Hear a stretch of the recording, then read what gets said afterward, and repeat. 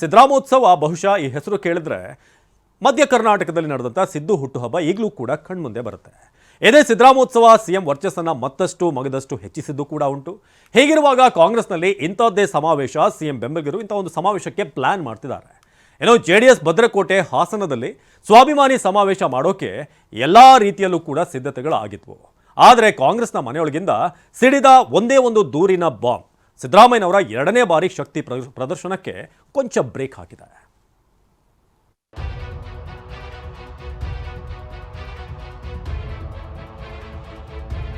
ಈ ಒಂದೇ ಸಮಾವೇಶ ಕಾಂಗ್ರೆಸ್ ಮನೆಯಲ್ಲೇ ಅಂತರ್ಯುದ್ಧದ ಕಹಳೆ ಮೊಳಗುವಂತೆ ಮಾಡಿತ್ತು.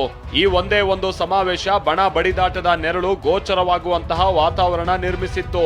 JDS ಭದ್ರಕೋಟೆಯಲ್ಲಿ ಲೆಕ್ಕಾಚಾರಗಳ ಬಾಣ ಹೂಡೋಕೆ ಒಂದು ಕಡೆ ಸಿದ್ದರಾಮಯ್ಯ ಬೆಂಬಲಿಗರ ಪಡೆ ರೆಡಿಯಾಗಿತ್ತು.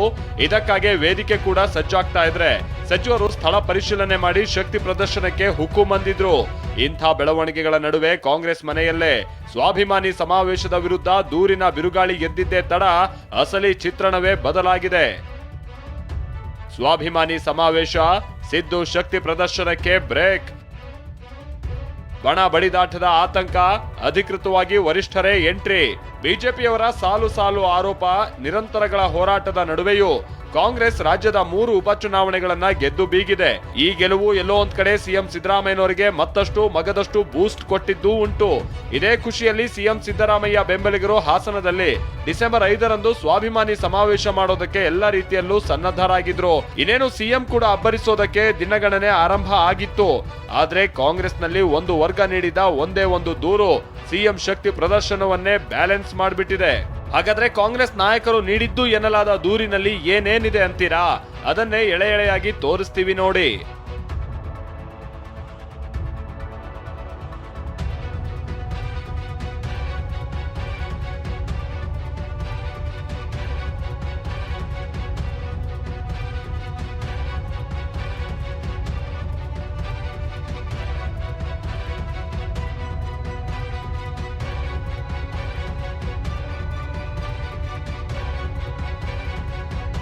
ಸ್ವಾಭಿಮಾನಿ ಸಮಾವೇಶಕ್ಕೆ ರಾಹುಲ್ ಗಾಂಧಿ ಗ್ರೀನ್ ಸಿಗ್ನಲ್ ನೀಡಿದ್ದಾರೆ.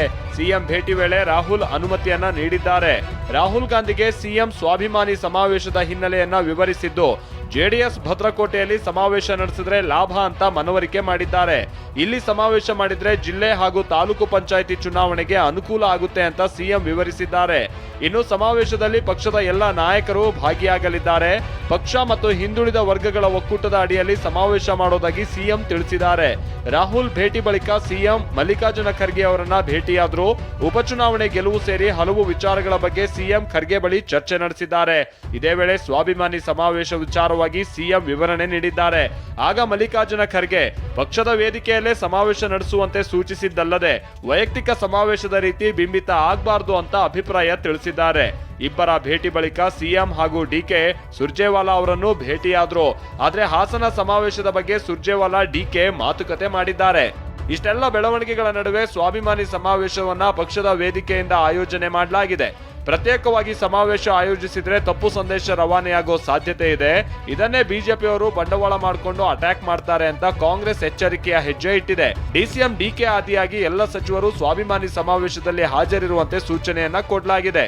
ಪ್ರದೇಶ ಕಾಂಗ್ರೆಸ್ ಸಮಿತಿ ಮತ್ತು ಸ್ವಾಭಿಮಾನಿಗಳ ಒಕ್ಕೂಟ ಸಂಯುಕ್ತಾಶ್ರಯದಲ್ಲಿ ಸ್ವಾಭಿಮಾನಿಗಳ ಸಮಾವೇಶ ಮಾಡ್ತಾರೆ. ಈ ಮಧ್ಯೆ ಯತೀಂದ್ರ ಸಿದ್ದರಾಮಯ್ಯ ಮೈಸೂರಿನಲ್ಲಿ ಪ್ರಚಾರ ರಥಕ್ಕೆ ಚಾಲನೆಯನ್ನ ಕೊಟ್ಟಿದ್ದಾರೆ. ಮಾನಸ ಗಂಗೋತ್ರಿ ಕುವೆಂಪು ಪ್ರತಿಮೆ ಬಳಿ ಡೋಲು ಬಾರಿಸೋ ಮೂಲಕ ಪ್ರಚಾರದ ರಥಕ್ಕೆ ಚಾಲನೆ ನೀಡಿದ್ದಾರೆ. ಈ ರಥ ಮೈಸೂರಿನ ವಿವಿಧ ಗ್ರಾಮಗಳಲ್ಲಿ ಸಂಚರಿಸಲಿದೆ. ಈ ಬಗ್ಗೆ ದೆಹಲಿಯಲ್ಲಿ ಮಾತನಾಡಿರುವ DCM DK ಪಕ್ಷದ ಉಪಸ್ಥಿತಿ ಇದ್ದೇ ಇರುತ್ತೆ ಅಂತ ಹೇಳಿದ್ದಾರೆ. ನನಗೆ ಚೀಫ್ ಮಿನಿಸ್ಟರ್ ತಿಳಿಸಿದ್ದಾರೆ, ಆ ಕಾರ್ಯಕ್ರಮ ಈ ರೀತಿ ಇವರೆಲ್ಲ ಮಾಡಕ್ಕೆ ಹೊರಟಿದ್ದಾರೆ ಅಂತ ಅವ್ರು ನನ್ನ ಗಮನಕ್ಕೆ ತಂದಿದ್ದಾರೆ.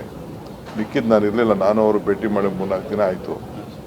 ನಾನು ಬಂದೆ ಇಲ್ಲಿಗೆ 3 ದಿನ ಆಯಿತು. ತಮಗೆ ಗೊತ್ತಿದೆಯಲ್ಲ, ಪಾರ್ಟಿ ಯಾವತ್ತೂ ಪ್ರೆಸೆನ್ಸ್ ಇದ್ದೇ ಇರ್ತದೆ. ಕೂಡ ಸಿದ್ದರಾಮಯ್ಯನವರು ನಾನು ಎಲ್ಲ ಒಟ್ಟಿಗೆ ಕೆಲಸ ಮಾಡಿದ್ದೀವಿ. ಅವರು ಒಟ್ಟಿಗೆ ನಮ್ಮ ನಾಯಕರಿದ್ದಾರೆ, ಮುಖ್ಯಮಂತ್ರಿಗಳಿದ್ದಾರೆ, ನಾನು ಅವ್ರ ಜೊತೆಯಲ್ಲಿದ್ದೇನೆ.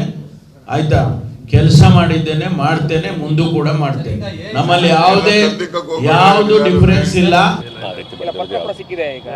ಖಂಡಿತ ಆ ಥರದ ಪತ್ರ ಯಾವುದು ಬಂದಿಲ್ಲ. ಬಹುಶಃ ಯಾವುದು ಫೇಕ್ ಲೆಟರ್ ಹೊರಡ್ತಿರ್ಬೋದು, ನನಗಂತೂ ಯಾವುದು ಬಂದಿಲ್ಲ.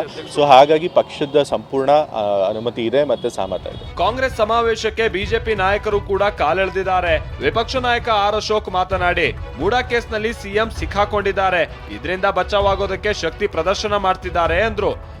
ಇದರಲ್ಲಿ ಬೇರೆ ಏನೂ ಇಲ್ಲ. ಅವ್ರಿಗೆ ಮೂಡಾ ಕೇಸು ಅವ್ರ ಮೇಲೆ ಬರಲಿಲ್ಲ ಅಂದರೆ ಯಾವುದೇ ಸಮಾವೇಶಗಳು ಇರ್ತಾ ಇಲ್ಲ, ಏನೂ ಇರ್ತಾ ಇಲ್ಲ. ಬಂದಿರೋಸ್ಕೋಸ್ಕರ ಬಚಾವಾಗೋಕ್ಕೆ ಶಕ್ತಿ ಪ್ರದರ್ಶನ ಮಾಡ್ತಾಯಿದ್ದಾರೆ. ಇದರಲ್ಲಿ ಏನು ರಾಜ್ಯದ ಅಭಿವೃದ್ಧಿ ವಿಚಾರವಾಗಿ ಏನೂ ಇಲ್ಲ. ಇಡೀ ರಾಜ್ಯದಲ್ಲಿ ಒಂದೇ ಒಂದು ಅಭಿವೃದ್ಧಿ ಕಾರ್ಯ ನಡೀತಾ ಇಲ್ಲ. ಸರ್ಕಾರ ಪಾಪರ್ ಆಗ್ಬಿಟ್ಟಿದೆ. ಬಿಜೆಪಿಯಂತೆ ರಾಜ್ಯ ಕಾಂಗ್ರೆಸ್ನಲ್ಲೂ ಬಣ ಬಡಿದಾಟದ ಬೆಂಕಿ ಹೊತ್ತಿತಾ ಅನ್ನೋ ಪ್ರಶ್ನೆ ಒಂದೇ ಒಂದು ದೂರಿನ ಪ್ರತಿಯಿಂದ ಎದ್ದಿತ್ತು.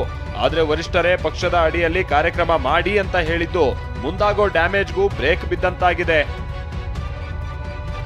Bureau report, TV9.